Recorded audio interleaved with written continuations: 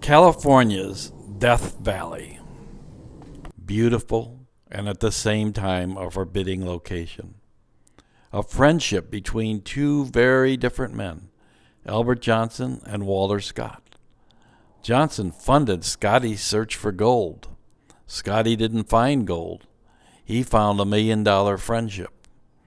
And together they would build a very special home in the desert. Scotty's castle. A weary traveler in 1930 might have thought it was a mirage rising out of the desert. After going through a series of designs, Johnson and Scotty decided they had captured the feel of a castle. The project was to be called the Death Valley Ranch, with Matt Thompson being hired in 1923 to build the project, which took over 5 years.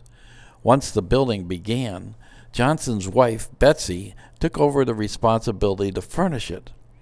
Every stick of wood and stack of cement had to be hauled in. The end of the rail line was over 50 miles away in Bonnie Claire. From this point, teams and wagons carried their loads over the rough, hot, and dusty roads. Most of the furniture was imported from Europe and reflects a classic period, combining durability and comfort in a unique manner. Spanish red tiles paved the floor and the corridors. There are hand-woven rugs that were shipped from the Spanish islands. Embroidery is displayed in the wall hangings, the tapestry, and in the bedspreads. Artisans were brought directly to the castle, where they did their design and work.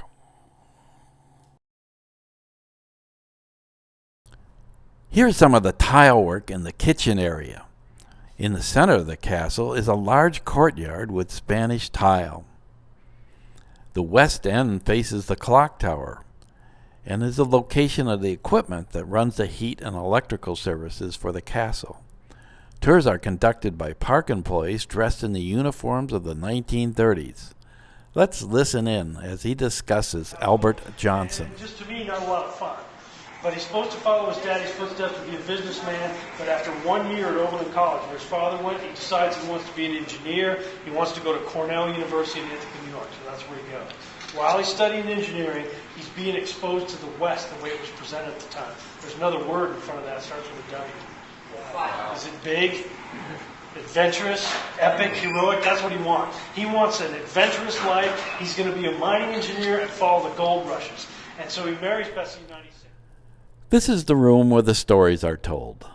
This is where Scotty entertained the Johnsons and other guests that visit the castle in the late 30s to hear some of Scotty's stories. Then there's the music room. This is very popular with the tours.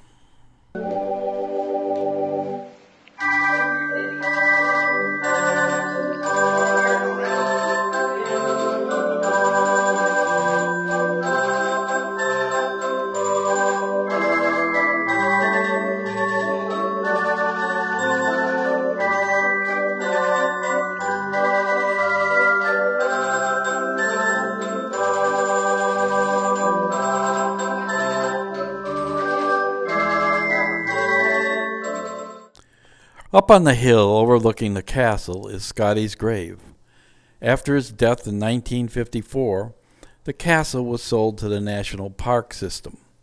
They maintain the castle and conduct daily tours for the public. Scotty's castle at the present time is closed for tours.